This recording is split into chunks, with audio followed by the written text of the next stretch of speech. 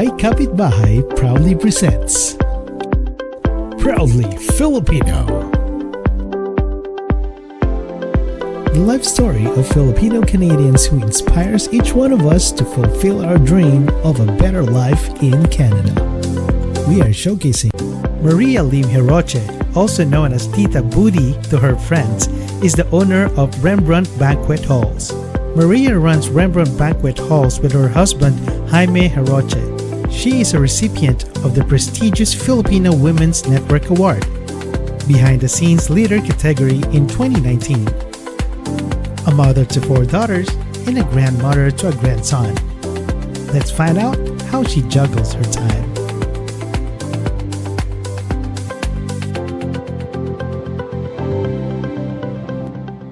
Hi, my name is Maria Geroche of Rembrandt Banquet Halls. I am your kapitbahay from Ajax, Ontario. Yes. Hi, Tita. How are you? I'm good, Rose. Thank you. Good. So, I've got some questions for you. Welcome to the segment of Proudly Filipino, a segment of mykapitbahay.com. So, Tita, when did you arrive in Canada? I came to Canada May 17, 1973. How old were you when you came? I was 17. I just turned 17. So, Oh, teenager. teenager. Buti marunong pa kayo magtagalog. Bakit hindi? Kasi normally, kapag yung mga less than 19 years old, pag pupunta sila dito, ano na sila, English, hindi na sila Tagalog. No, not in my household. We speak Bisaya, Tagalog, anything you want except... No, we love speaking Tagalog. Okay, good. So, you came here 17 years old. So, how old were you when you got married? I was 25 years old. 25? Just the right age. Yes. So, ilan po ang anak ninyo? I have 4 girls. Jacqueline, Justine and Julian, the twins, Okay. and Sabrina, my everything. Ano ang naging work niyo sa Loblaws? I was a pricing analyst. Ah, okay. So, you were working as an employee at the time. Yes. So, how about Tito Jim, your husband? Was he was working then? Yeah, he was working then. He was also he was a project architect for Petrov, Canada, like the architecture called Petrov, and then he was there for a long time. He did a lot of projects. He was a busy person. In the Philippines, he was an architect already. Yeah, he was licensed architect. He came to Canada when he was 21 years old. Ngayon, Tita, kumusta na ang mga anak niyo at ano na ang mga trabaho nila? Well, the very good sila. My eldest, Jacqueline, is now a dentist. Dr. Jacqueline Geroche na siya. She went to school. She went to Melbourne Dental School In Australia. in Australia. And she has an IT degree in Ryerson, and she also has a communication degree. But I think that dentistry is a surprise to her that she actually loved to do dentistry, and she did. Okay. And then the twins graduated in University of Toronto for Gillian finished political science with a certificate in public administration, and Justine went to University of Toronto with international development study degree, and went to University of Sussex in England for her master's degree in environmental policy. Wow. And they're both doing like they have good jobs. And how about Sabrina? Sabrina, my special baby. Sabrina will be 18 soon. She's in grade 12, will be graduating, and I hope that she will do manage Rembrandt for me one day. Wala kaming kayamanan, pero ang kayamanan namin mga edukasyon ng mga anak ko, it is true. Yes. Talagang when you look at the degrees and what they have achieved, talagang you feel very rewarded and very rich sa kanilang edukasyon. You can buy anything you want when you finish your school, but you cannot stop going to school just because you want to buy things that you want. Because sometimes work can really get into the way of your education because you enjoy the money all the time. Like nowadays, before it was only like $8 per hour. Now. Yes. $15 an hour will make you stop working or is going to school because you know it's a lot of money. Nowadays, it's a lot of money. You can actually buy a car with this minimum wage. But you don't get interested in going to school anymore, because why would you go, right? You're making money even if you didn't finish the school. But I would still encourage the parents to make sure that The kids. no amount of money will it is satisfactory to see your child with that degree in their hand, and money will come later. Diba? You know, that is my, because I did it to my children. Every time they want to work full time, no, you have to study first. So on the business side, tita, kailan kayo nag-start ng business ng Rembrandt Banquet Halls? We started the business 2004. December 2004. I took over 2004. So, paano nyo naman naisipang mag-business ng banquet hall? Anong aspect ng business na to ang gustong-gusto nyo? Really, I have no idea what the banquet hall is like. No idea at all. I'm a housewife. I had a little business of decoration and I went out to I was successful in decorations like other people, you know, when they decorate. I used to have lots of functions and decorate, and then one day, and 2 years into my business, I walk into Rembrandt. Oh, this is a nice place. I haven't seen this place before. And then the owner keeps asking me to decorate, so now I'm very familiar with the Rembrandt now, because almost every week I'm decorating. And then one day the staff told me, Maria, Harry's selling this business, and I go, really? She goes, yes, you know, you should try and see. And I said, I don't know anything about banquet hall. I told my husband, I told Tito, I go, we have to buy this banquet hall quickly. He goes, what do you want me to do? Buy this banquet hall? I'm not a caterer. I don't even know how to cook. Like, you know, you don't even know how to cook. You're a mother. You know. And you know what? I just told him, if you don't get this banquet hall, you're losing out on a good opportunity, because this banquet hall has been here 13 years. And all we have to do is learn the business, right? And he didn't want to. I said, if you don't, I will find the money to buy this business. But I managed to convince him. Because, you know, I'm an architect, you know, I'm an art project architect. I've never done I don't even know how to cook. I don't even know how to taste food. Why are you getting into this business? This is a big task to take on. I said, but we will learn. We can learn this business. You're a housewife, you have twins. What the hell are you going to do?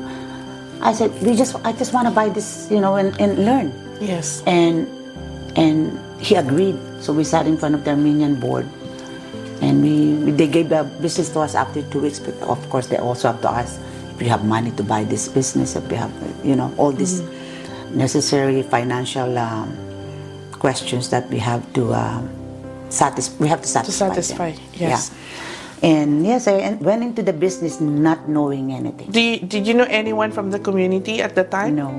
So, you have no network at the time, aside from your siblings? Aside from my siblings, aside And also some from friends. my decoration business. I have I'm just a plain housewife with a little business on the side. And that's all I've done. Wow.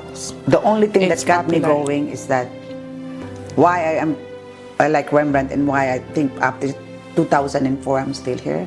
It's because my skill is truly, I love people. I love talking to It's people. the people It's like skills. if they like the people, they like you. You like them. They trust you. You trust them. You will be successful. Well, you went through the struggles of owning a business during the pandemic.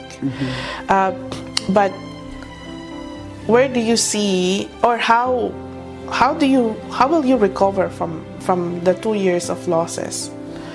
It is a big loss. The only thing how to recover from this is to really, I pray that there's no more lockdown. I pray that this business now, when the reopening will continue, and based on the bookings that we're having, and based on the people that are attending, there's no more, hindi na sila takot. Okay. You see, as you can see, they're not scared anymore. Paano yung naging acceptance nila sa bagong location ng Rembrandt?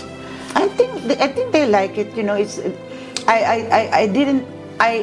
my thought, maybe when they came in, they didn't expect that Rembrandt is gonna be big and 18,000 square feet, right? Because when we closed, I never said anything to anybody, but then they thought we closed for good, and it was sold, and everybody was talking, so Rembrandt. But you know, you don't, we didn't say a word. You know, I Yes, mean, I had yes. told a few people that we're building, but the most comfort level for me to say that Rembrandt is back is when we open, when I posted those that it's open.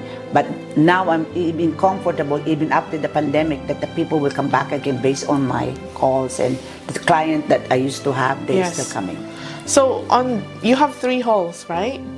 On the first hall, the biggest hall, how many people can accommodate? I'll say it's about 350. Without the dance floor, we can do like 500. If you have Okay.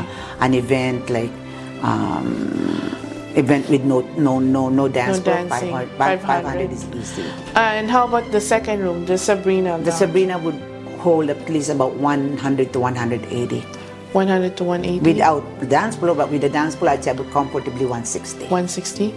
And the smallest room, The smallest room, I'd just go for 100. 100. About 60 to 100.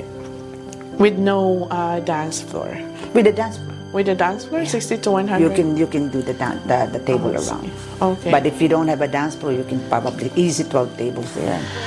Did you? When you open a business, you also have to have the capital of the business, and you can't be not self-supporting na wala kang pang-business, right? Because yung mga bata pa, I mean, in the rainy days, wala kang kliyente, you have to still put out that operating capital, di ba? So that's one. You always have that support of financial support to be able to run the business. And also, your personality. Your personality will count, will bring you that business. Anong klaseng personality yun? Kasi, my business is very different. My business is making sure that people will understand me, they like my personality. Because for me to get a business, I have to make sure that talking on the phone, they don't really know who I am, right? Yes. But what I try to do all the time is to make sure that they come to Rembrandt and meet with me. And when you meet with them, and that's when you see if they like you or don't like you. Yeah. But over the phone, and you tell them, if you stop your business just on the phone, that's it, then you lost that business already, because your goal is to make every person come and visit you and meet you. Because when they meet you, they'll be very surprised that you're actually a nice person. They can actually talk to you. Actually, Because some of them, they think I don't sound very good on the phone. I go, yeah? Yeah, but you know what? You can come and meet me. Okay, we'll be there. But that's how you really, because well, the thing is, yung mga tao, I think including me, I thought you were so mataray when I first met you. You were so, oh my God, she's so mataray. I have to be careful around her.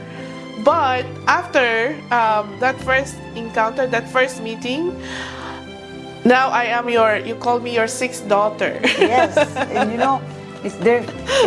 I always tell them, I go, don't worry about my voice. Just meet me in person, because Actually, you were like, they are right. Like I am, that's the first impression. Yes. But after we met you and we talked to you, you were like the tita of Toronto, Yes. right?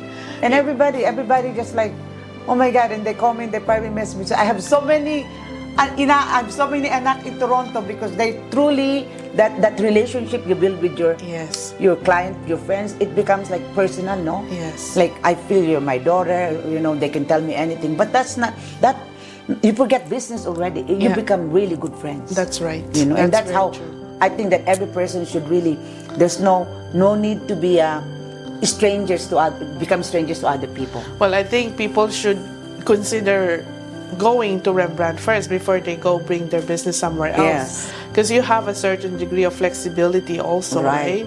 right? In terms of whatever kind of event they're planning, they should come to you first. And I tell them, I said to them, they asked me for pricing on the phone. I said, I would like to give you that price, but you know what? You're only shopping around when I tell you my price, you're only shopping around. You will miss a good opportunity. Maybe when you come to Rembrandt, you like Rembrandt, but because of the price, you don't like it anymore. So give me a chance. Come and see Rembrandt. Come and meet with me, and we'll sit down and talk. And if you don't like it, you don't like it. But we have to really discuss pricing in person, because that's how you get them. That's right. So, Tita, thank you so much for this interview. Greatly appreciated. But before we go, I would like to play Fast Talk with you. Number 1, beef or chicken? Chicken. Cake or puto? Cake. Lights on or lights off? No lights. Oh, lights off. No lights and on, no, on and off, no. Morning or evening? Rose, that's not a good question. Ba? Evening or morning? Uh-huh. I have no time for that. No? No. Well, are you a morning person or an evening person? I used to be morning and evening person. Now? Now I'm no longer evening and morning. I have no more time.